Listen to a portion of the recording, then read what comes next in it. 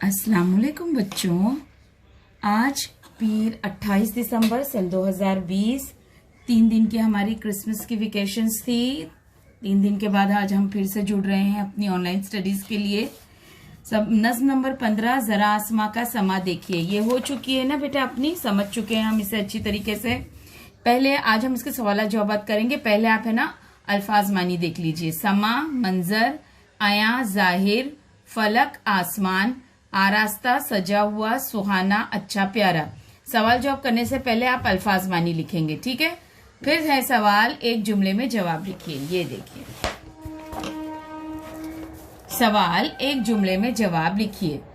सवाल नंबर 1, शायर कौन सा मंजर देखने के लिए कह रहा है? जवाब, शायर आसमान का मंजर देखने के लिए कह रहा है।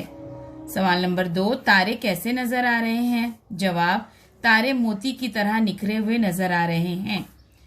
सवाल नंबर 3, सितारों को चमकता देखकर शायर के दिल में क्या ख्याल आता है? जवाब, सितारों को चमकता देखकर शायर के दिल में ख्याल आता है कि जैसे सितारे हमें देखकर मुस्कुरा रहे हैं।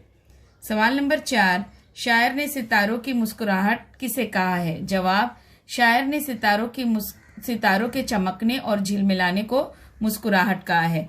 तो बस 4 सवाल जवाबात है और 5 है ना आपकी अल्फाजवानी है।